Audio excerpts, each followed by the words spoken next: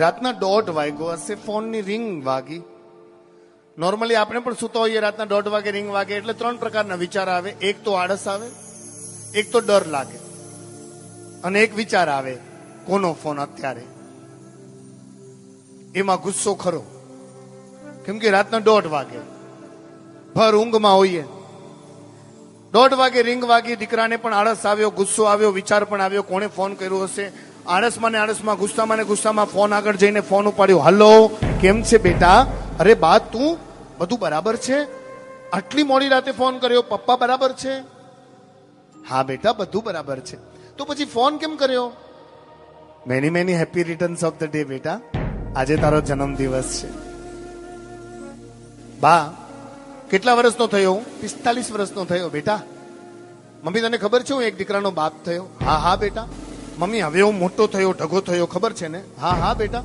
Mummy, તને કઈ ભાન પડે છે? કેમ રાતના 1:30 વાગે મારી ઊંઘ બગાડે છે? હું નાનો કકલો છું જે તું મને રાતના વિશ કરીશ? ભર ઊંઘમાં હતો, થાકેલો હતો, કાલે સવારના તું મને વિશ નથી કરી શકતી? શું કાંડા વેડા કરે છે મમ્મી? કઈ પણ રાતના 1:30 વાગે મૂક, હવે મૂક ફોન, મૂક. મારી બોલવાની ભાષા પર ધ્યાન આપજો. આવી રીતે આ ડાયલોગ નહીં તો બીજા ડાયલોગ પણ આપણે આપી તો દઈએ છીએ, કારણ કે ખબર છે ઘરમાં એક જ પાત્ર એવું છે જે આપણું બોલેલું સહન કરે, પોતે ક્યારે નહીં બોલે. આખા ગામનો ઝઘડો હોય ને તો એની સામે કાઢી નાખીએ, કારણ કે બીજે તો આપણી હિંમત ચાલે નહીં ને, એની સામે બહુ ચાલે આપણી હિંમત. ફોન મૂકીને દીકરો સુવા ગયો, વળી રિંગ વાગી, વળી દીકરો આવ્યો. હવે શું છે બા? બા નથી બેટા, તારો બાપુજી બોલો છે. શું થયું? કઈ નહીં, જુઓ ને બા, રાતના 1:30 વાગે ફોન કરે છે, ઊંઘ બગાડી નાખી. હવે બર્થડે ની વિશ કરવા 1:30 વાગે, સમજાવો ને બા ને તમે. સોરી હા બેટા, બાપુજી હા, આમ ખબરદાર તું બોલ્યો છે કેમ એમ કહીને ફોન પર એક લાફો છોડી શકે, પણ બાપુજીને ખબર છે આને કહેશું તો એ બા ફટશે. પણ બાપુજીએ અલગ અંદાજમાં જવાબ આપ્યો. સાંભળજો. સોરી હા બેટા, એકચ્યુઅલી તારી બા ગાંડી છે, અક્કલ વગરની છે, એમાં સમજ પડે નહીં, ભૂલી જવાની. આજથી 45 વર્ષ પહેલા બેટા, જયારે તારો જન્મ થવાનો હતો ને, તારો ટાઈમ નોર્મલ હતો 6 વાગે. ડોક્ટરે કીધું કે ઓપરેશન કરવું પડશે, નહીં તો તમારી વાઈફનો જીવ જઈ શકે છે.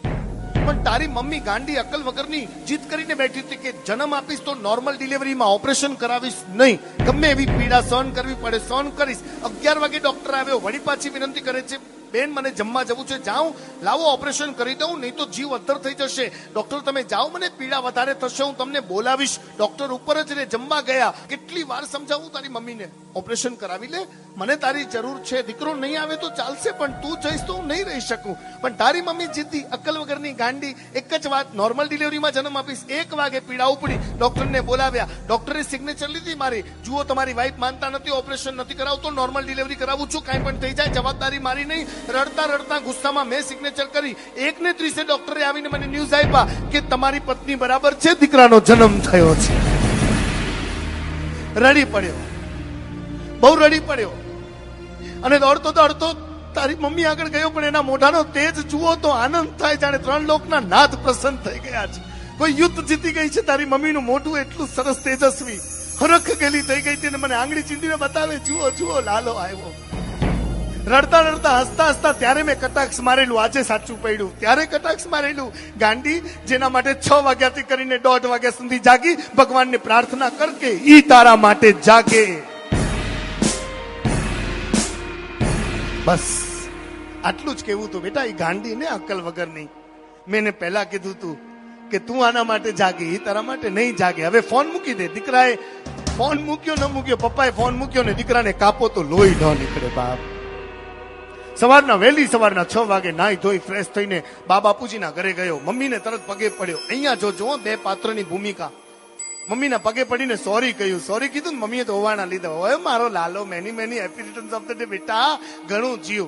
Am sorry mummy. અરે હોય કઈ, મમ્મીને સોરી કહેવાય? એ તો થાય બેટા, તું ઊંઘમાં હતો ને, મેં તારી ઊંઘ બગાડીને હું તને સોરી કહું છું. આ મમ્મી હો. હવે પપ્પા આગળ ગયો, પપ્પાને કે સોરી. જા ભાઈ જા, નથી જોઈતી.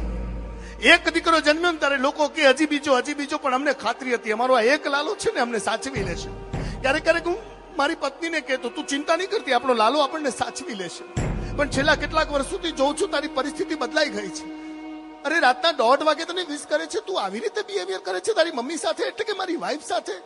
હક નથી બેટા તને, અમારો દીકરો કહેવાનું હક નથી. હવે આજથી હું તને રિટાયર કરું છું, મારી લાઈફમાંથી નિવૃત્ત કરું છું, અને આજ પછી હું કહીશ નહીં મારી પત્નીને કે ચિંતા નહીં કરતી, આપણો લાલો છે, હવે એની સંભાળ હું રાખીશ, પણ તારો અધિકાર અમે ખોઈ નાખ્યો. આઈ એમ સોરી પપ્પા. શું સોરી? વર્ષમાં એક વાર 1:30 વાગે ફોન કરે છે ને, એક જ વાર.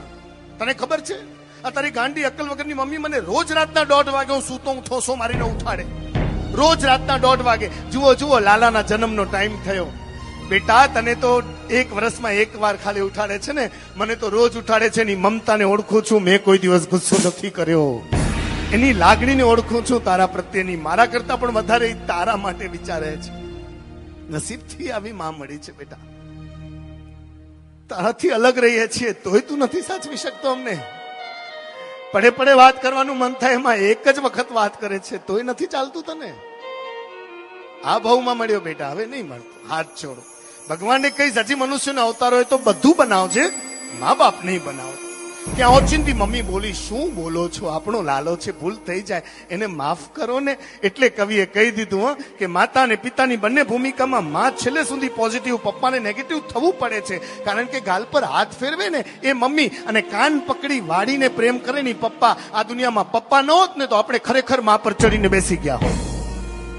હક છે પપ્પાને આટલો.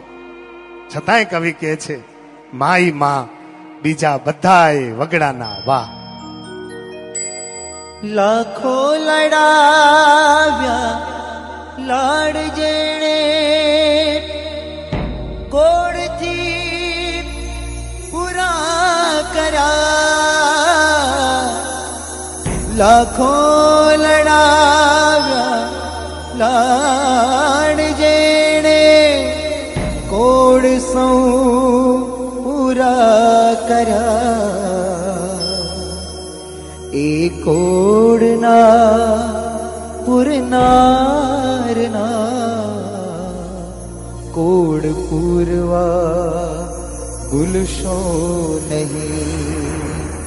લાખો કમાતા હો ભલે, મા બાપ જેના ઠર્યા. એ લાખ નહીં પણ રાખ છે, એ માનવું ભૂલશો નહીં. મા બાપને ભૂલશો નહીં.